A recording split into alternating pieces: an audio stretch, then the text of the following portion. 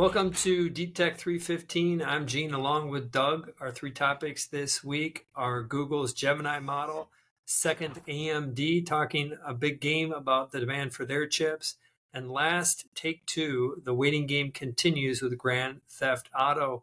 We'll take it to the top, and some point of perspective is Google showed a preview of their new Gemini product. They announced Gemini Pro is now out in the wild. And as a quick background, is Gemini is Google's foundation model. This would be similar to GPT from OpenAI, Cloud from Anthropic, and Llama from Meta, I guess Grok from X.AI. All of those are important to AI, of course, and it's been a waiting game. The previous model from Google is Palm, and it has not stood up well against OpenAI, but here we've got a 4-minute teaser video that they announced, and they're going to have this kind of the prime version, or the beefed up version is called Gemini Ultra, and that's going to be out early or sometime next year. And so I can say as Google investors here at Deepwater, we've been sweating this one, Doug, to wait and see what Gemini look like. The video gives you some optimism, at least, that they are still alive in the AI race. It felt like for a little bit, maybe they had missed it. Maybe they were too late. Maybe they were too conservative. And I think the video with Gemini, if you haven't seen it, you should watch it. We should link to it here with this video. It's cool because it shows the power of the model, and really what's, I think, the incremental thing that Gemini is sort of bringing to the table is that it's natively multimodal, meaning it understands text, it understands images, it understands videos. And so in the video, they'll show, a picture, for example, of a duck that someone was drawing. The model understands it's a duck. Then they show it a rubber duck. It understands it's a rubber duck. And so it kind of gets, broader context, and it understands, and I'll say understands in quotes because we could debate what that means for a large language model, but it sort of understands the world in a bit of a different way than the models that we're used to for now. Mm-hmm. And that multimodal piece, like you said, you can interface with it with text, with voice, with images, with video. Like that is, as you mentioned, feels like kind of the breakthrough. And I was thinking, where does GPT-4 stand when it comes to the multimodal side? GPT-4 has some multimodal capabilities, and then ultimately when we see GPT-5, which OpenAI has sort of teased a little bit, who knows what the timing is on that, but I suspect that will be natively multimodal. So it's a pretty fast follower game here. Makes sense. You got the leaders kind of leapfrogging, fast following, and we kind of think of it as Google is going to be one of the top three ultimately, and I think that the investments they've made since 2017. Recall in 2017 they changed their message to Wall Street from being organize the world's information to being an AI first company. We used to count how many times they talked about AI on their conference calls back in 2017.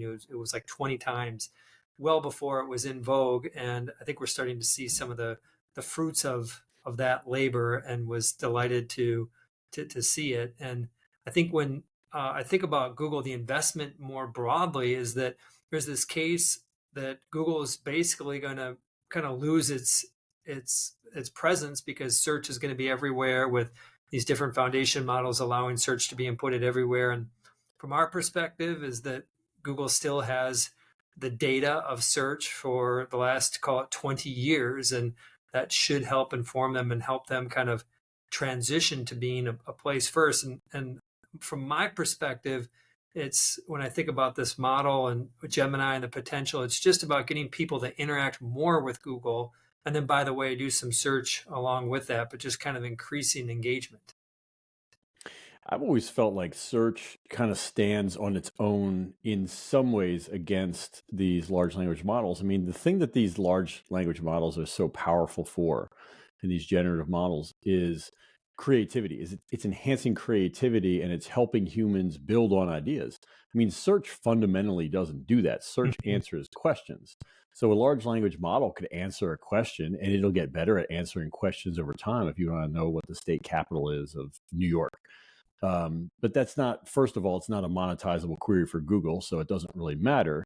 And second of all, it's not really that compelling of a use case. That's not Google's killer use case. I think Google's killer use case is you're looking for a product, right? You're looking for a service, and then ultimately Google can connect you to do a transaction. We haven't seen it. In my opinion, at least, we haven't seen how generative AI is going to play into that space yet. Now, maybe it'll ultimately start making recommendations for products and services. We've seen some experiments actually on Bing and GPT, Bing GPT, that have been interesting. Like they actually just have paid ads stapled to the bottom. It's not a good experience. It's not what's going to happen in the future. But that's what I think is still sort of unclear. Search is not going to compete with, trying to write a poem or craft an email. It never was. But the question is, how much is GPT, how much are the generative models going to compete with that commerce angle over time? And that's still not clear. Certainly in danger for Google, but they've got a pretty good place in the game now with Gemini. Yeah, my thought is just get as much usage on Google as possible. We estimate about 40% of queries right now are information related. That's going to be impacted by Gemini, and just get more people to spend more time on Google, more shots on goal when they want to do search. And like you said, is probably eventually it's a function of time before we start getting ads more native inside of these generative results. So my money's still on Google that they're going to come out in a good spot here. We're going to shift to our second topic, which is AMD. They had an event. Their CEO, Lisa Su, talked about all the good things that they're doing. And I kind of feel like AMD has just been left out of the exciting part of the hardware conversation. It is an investment within our Deepwater Frontier Tech Index, that ETF that's from Innovator, that we do have AMD in there. And I'm glad to see that they're starting to show some strength and kind of increasing their potential. They're talking about more business that they're going to be doing with some of the hyperscalers here. But as I listened to the presentation, I was still struggling with this concept of the CPU versus the GPU. And when you listen to NVIDIA, it's all about the GPU, and that's the architecture that's best for AI compute. And here we are, AMD, which I believe is more CPU related, and they're selling a lot of those chips. So how should we, what's your take on just kind of how the stack plays out? Well, AMD makes both. They make CPUs and GPUs. And I would say where they've come from was they were a left for dead company a decade ago. They were always the second run player in CPUs behind Intel. And they always were the second run player in GPUs behind NVIDIA. And now those worlds are somewhat coming together, I think you could argue. And that's sort of what the product was, or at least one of the products they announced yesterday, the MI300A. So is that a which combines GPU? that. Well, they have a couple products. So they have the MI300, which is a pure AI accelerator. And then they have what they're calling APUs, or accelerated processing units. They compete with NVIDIA's Hopper product, which is a GPU and a CPU sort of embedded together to work together for accelerated compute. Okay. And so that's So one you've of got the a things they announced comparable yesterday. product line to NVIDIA. They do. I mean, they're directly competing with NVIDIA with what they launched yesterday, for sure. And I think the reality is, to your point, AMD has not been in this conversation as much outside of, I think, people who know tech and who follow AI, mostly because NVIDIA has probably 80 or 90% market share for accelerated compute for AI in data centers right now. So, I mean, they're just so giant and they're so dominant. But I think the AMD product is strong. I think that the hyperscalers and the people who are building, large language models and foundational models, they want alternatives to NVIDIA. They just, even if just for diversity, Right. and just to continue to have NVIDIA have someone on their heels to push the envelope, and AMD is doing that. Do you know anything on the pricing side? I was trying to get, is there a pricing advantage to doing AMD? There's not a pricing advantage. I think the price is going to end up being comparable to an H100 from NVIDIA, which can run in the tens of thousands to hundreds of thousands of dollars. The thing that I thought was most important, though, from the event. When you say tens or hundreds of thousands, is that for like a cluster of compute or a single chip? It's a big price tag. They're not cheap. No, accelerated compute's expensive. That's how you grow your business from growing 20% to growing 200% last quarter and 300 this quarter over a 3-quarter period to take that off. When you're selling a lot of $100,000 chips, that helps. So it makes sense. I interrupted you. I forgot where we're going there. I think, yeah, the bigger picture thing, though, that I think was important from AMD's event was they were previously talking about accelerated compute being a $150 billion opportunity in 2027. They increased that number to 400 billion, so more than doubled their estimate for how big this market is. It's good for them. It's good for NVIDIA. It's probably good for everybody in the AI space, given how much demand that AMD seems to be seeing to be confident to raise their numbers like that. And good for AMD stock this past week. It's up 7%. The NASDAQ during that period is up just over 1%. I forgot to mention, Google had a nice move on that Gemini preview, and it was up 4% in the past week. As I mentioned, the NASDAQ up 1.2%, which gets us to our third topic of a stock that's down 4% over the past week, and that being Take-Two. I don't know how long we've been waiting for the Grand Theft Auto, the next version. Has it been a decade? It's been a decade. 2013, I think, was the last one. Okay, so 10 years. And as it plays forward, what was the context? It got leaked out that, or they had a promo video and investors started to fill in the blanks that it's not going to come out next year. It'll probably be 2025.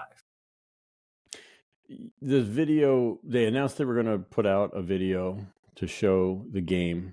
It came out a day early, right? And then, yeah, the context of the timing is sort of 2025. In my opinion, it's irrelevant. It doesn't really matter, though. I mean, this is the most important game, the most important title in gaming, period. It doesn't matter. That's the reason why the stock was down, that it got pushed back. For fast money, yeah, but I'm saying from a business standpoint, from an actual cash flow that the company generates, it doesn't matter. Right. A timing of a quarter to me is irrelevant, but markets do what markets do. Some people aren't playing for what the game's actually going to do; they're just playing for the announcement, which is not what we're interested in. We're interested in like how good is the game going to be, and then even bigger picture. You think about GTA 5; that is a 10-year-old game. But it's something that the company has been continually updating over 10 years. It went from just a game that you went and you paid $60 for at retail to GTA Online, which was this robust sort of ongoing living world that they kept updating with new content. And we're going to see that with GTA 6 from the outset. And that's what's really exciting to me is what does the new version of GTA look like with a more modern online experience, bringing people together in this new world, which will be set on Miami. And this is going to be, by order of magnitude, the biggest upgrade in console games. And so exciting to, it's still a ways out, exciting to think that I suspect that Take-Two shares are going to pull back here and then they start to move higher in anticipation of it. Maybe it gets pushed back, but like you said, that delay doesn't change the reality. This is a big upgrade. Take-Two is taking a little bit of issue with this and kind of reminding investors this week, like, we got more than just Grand Theft Auto. Don't forget about our other franchises. And I don't know, I still think it's all about Grand Theft Auto. I mean, it is, like I said, it's Grand Theft Auto is, I think, the biggest and most important title in gaming. Some people might not agree with that, but it's sold 180 million copies since it came out. It's one of the greatest, as GTA 5 a decade ago, one of the biggest selling games in history. And this is going to be the biggest game launch in history. So they do have other great titles. I mean, they have a great sports franchise with NBA 2K. They have Red Dead Redemption. So they have a good portfolio, and they need to have a good portfolio. Every great gaming company does, but every great gaming company also has a lead title, and it's hard for anything to really compete with GTA. Well, I guess we'll end with a question here. Will the person on this podcast who is most likely to play GTA 6 please raise their hand now? I'll probably play it. But I have kids now, that I didn't have a decade ago. So my bandwidth for gaming is far less than I wish it was. Understand. Either way, we're going to own a copy on behalf of Doug, Gene, and DeepTech315. Bye for now.